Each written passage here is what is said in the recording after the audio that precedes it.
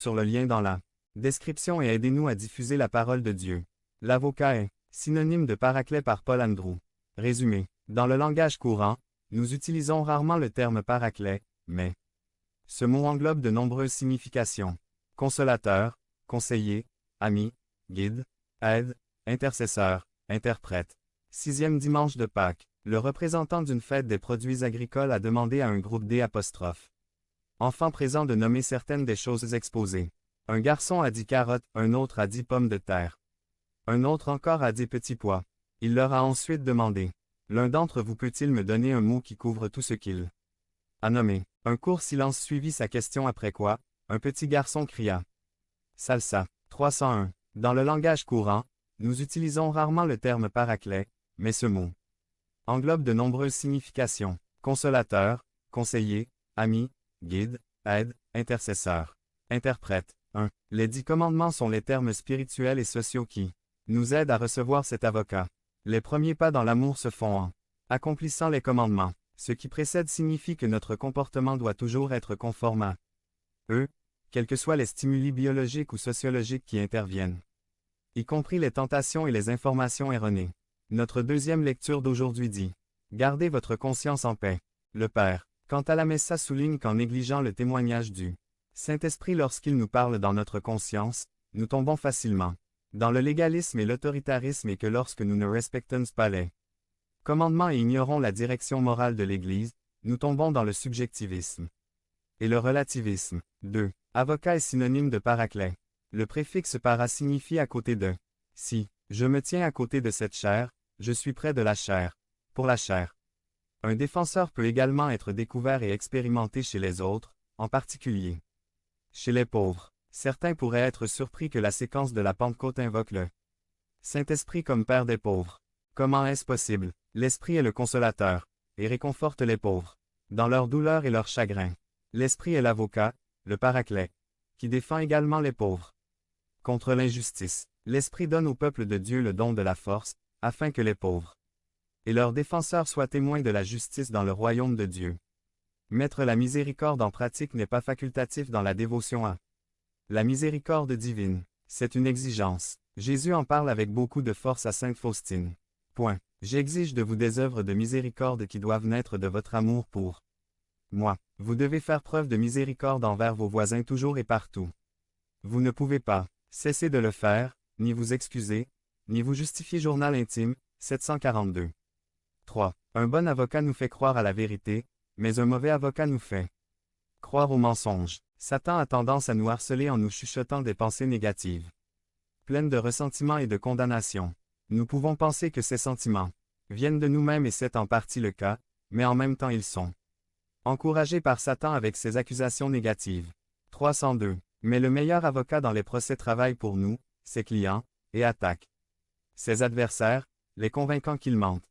C'est précisément ce que fait notre divin avocat face aux mensonges de Satan. Il ferme la bouche. Comment? Avec la vérité. Dans le livre de Joseph Heller, Catch. 22, Yossarian expérimente au lieu du déjà vu, du jamais vu. Les choses qu'il a vues encore et encore donnent l'impression qu'il les voit pour la première fois. L'avocat, le guide de nos cœurs, de nos décisions et de nos vies, est véritablement là pour nous. Faites attention, il y a des moments où Dieu ruine vos projets, pour que vos projets ne vous ruinent pas. Ce n'est pas que Dieu ruine vos projets, il veut simplement le meilleur pour vous, des choses que vous ne pouvez même pas imaginer.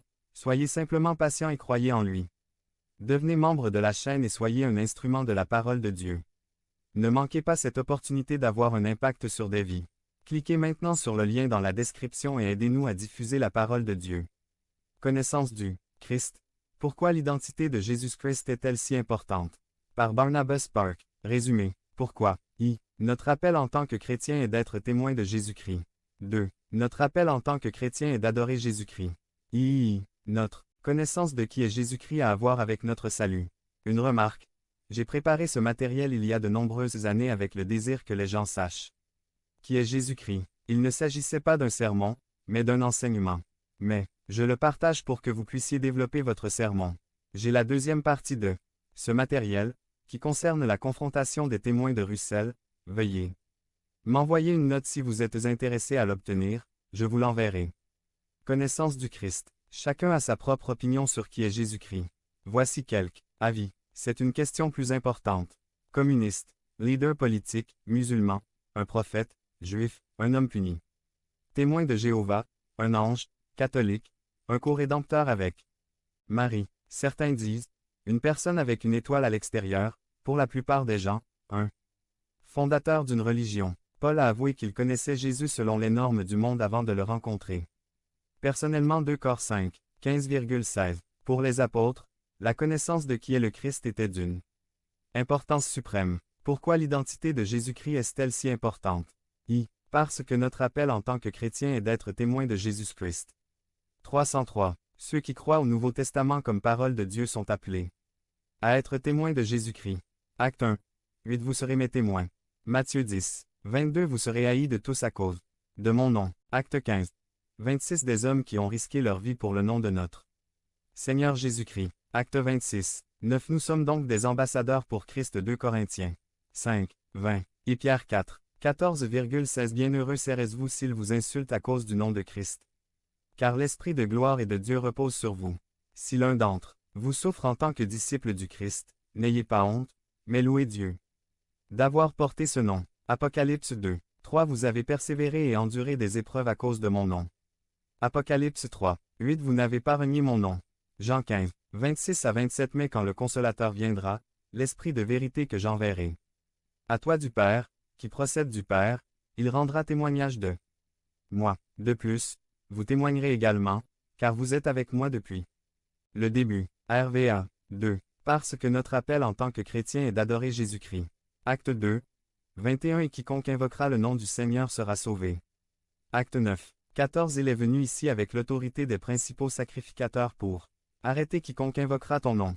Acte 9. 21 A-t-il n'est-ce pas celui-là qui a fait des ravages à Jérusalem parmi ceux qui invoquent ce nom? Romains 10. 9,12-13 Que si vous confessez de votre bouche Jésus est Seigneur, et si vous croyez dans votre cœur que Dieu l'a ressuscité des morts, vous serez sauvés. Il n'y a aucune différence entre juifs et non-juifs, car le même Seigneur est le Seigneur de tous et bénit abondamment tous ceux qui l'invoquent, car quiconque invoquera le nom du Seigneur sera sauvé.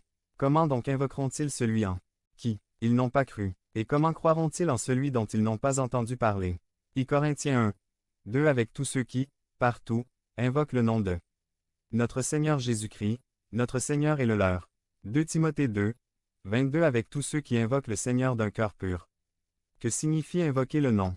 Genèse 12. 8. En ce lieu, Abraham bâtit un autre autel et invoqua le nom de l'Éternel. Parce que notre connaissance de qui est Jésus-Christ est liée à notre destinée, c'est-à-dire le salut.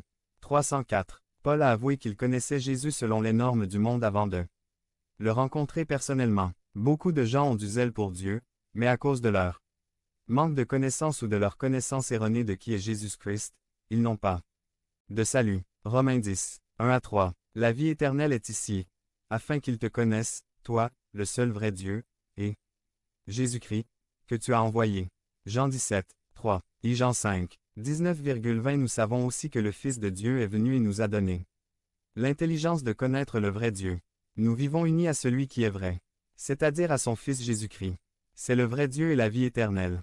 Philippiens 3. 8 La grandeur suprême de connaître le Christ Jésus mon Seigneur. 2 Corinthiens 2. 2 Et lorsque j'étais parmi vous, je ne voulais rien connaître d'autre que Jésus-Christ et, plus strictement,